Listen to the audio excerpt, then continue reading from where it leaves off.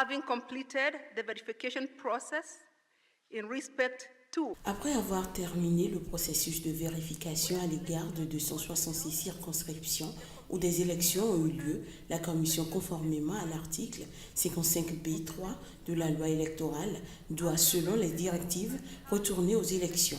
Les résultats des élections ne seront pas affectés par le vote dans les zones électorales où les élections ont été reportées. By voting in the electoral areas where the election was postponed. So Mina went to a certain chemist. There's a certain lady that is the chemist in which was given the first aid. Omina, mon frère défunt, est allé voir une pharmacienne particulière. C'était la pharmacie où il a reçu les premiers soins. Et il a dit à cette dame, pouvez-vous fermer ces portes parce que ces policiers n'ont aucune bonne intention. Ils doivent tuer quelqu'un.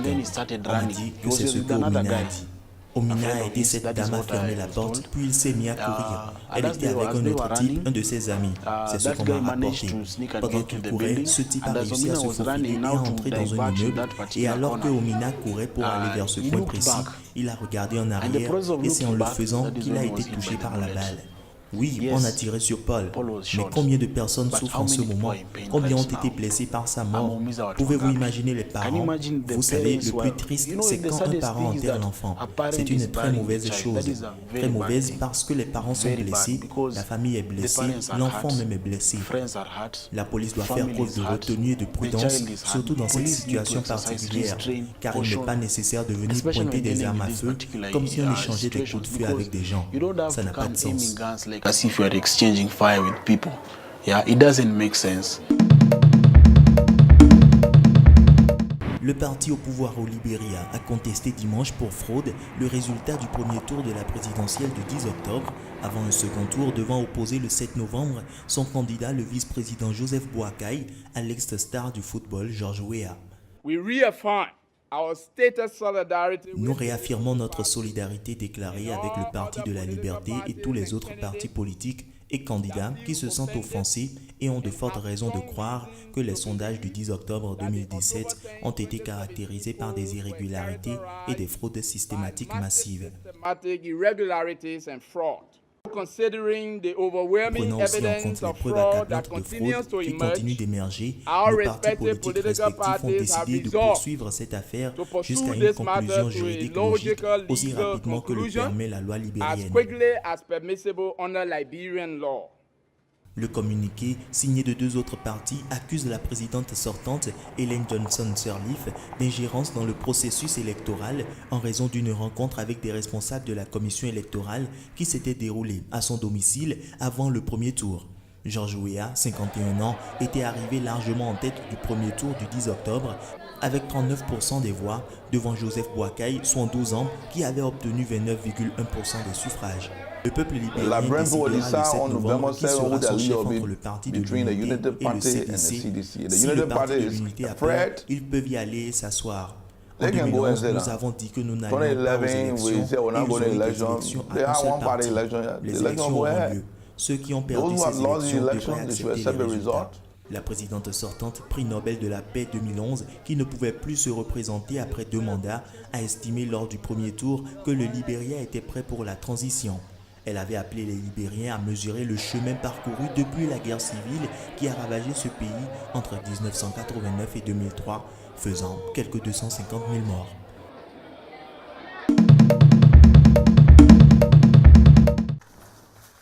La mode comme passion et comme arme contre les clichés, Mandisa Swané s'active dans son atelier au cœur de Soweto.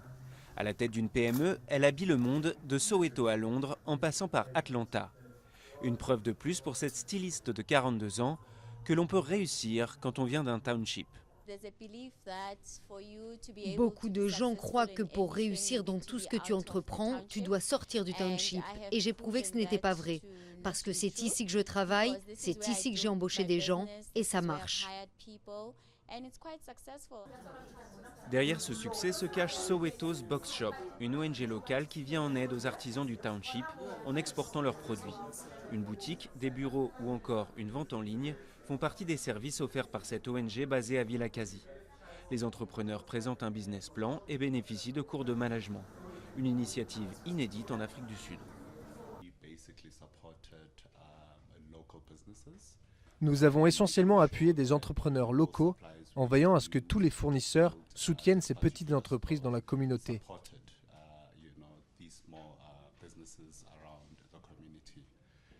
Et depuis que nous avons lancé l'opération, nous avons créé un écosystème où maintenant ces entrepreneurs collaborent avec nous. Parmi les bénéficiaires, Velapim Polweni. Sa préoccupation majeure, offrir de l'emploi aux jeunes du ghetto au chômage.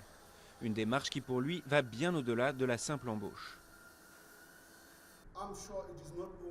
Je suis sûr que ce n'est pas seulement 8 personnes que j'ai recrutées. Derrière chacune se trouve une famille de 8 personnes environ. Et tu fais le calcul, 8 x 8, nous avons 64 personnes.